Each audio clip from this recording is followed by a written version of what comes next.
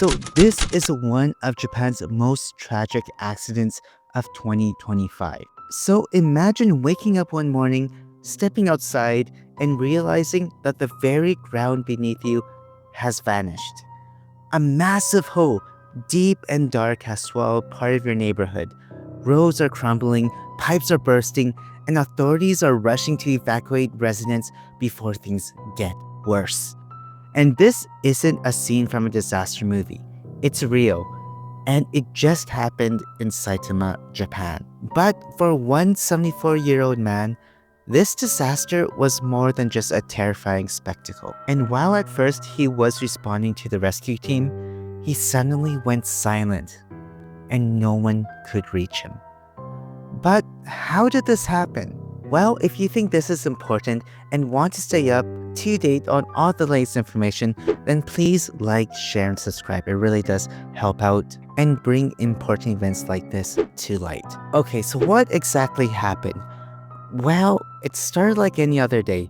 Commuters were on their way to work, kids were heading to school, and businesses were opening their doors.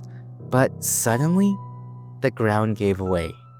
A massive crater spanning 10 meters wide and 5 meters deep appeared seemingly out of nowhere. Emergency responders raced to the scene, but the sheer instability of the sinkhole made the rescue mission a nightmare.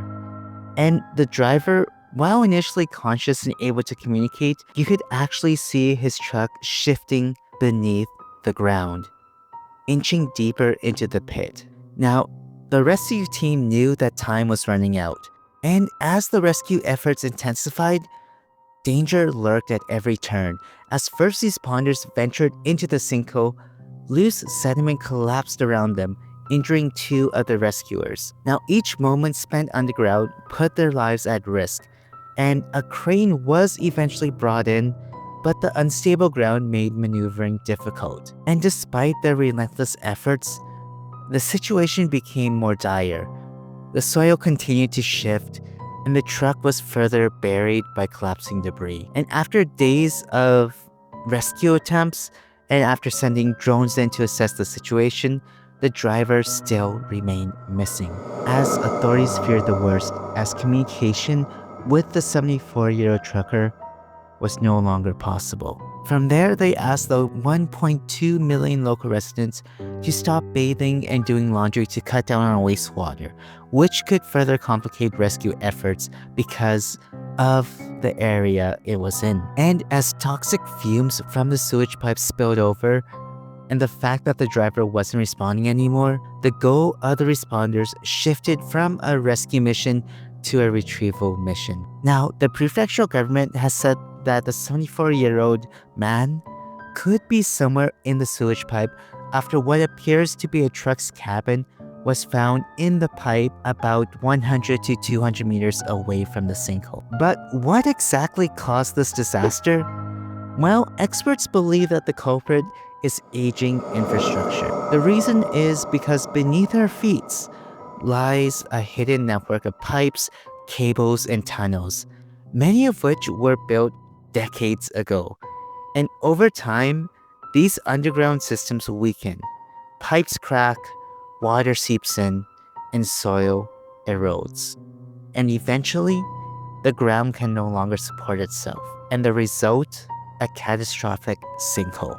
Now, authorities in Saitama suspect that the crack in an underground sewer pipe from the Nakagawa River basin may have triggered the collapse. And investigations revealed heavily corroded pipes and unstable soil, showing clear signs that the area was a ticking time bomb waiting to go off. Now, you might be thinking, okay, but that's just one event. It's scary, but it's not the end of the world, right? But here's the thing.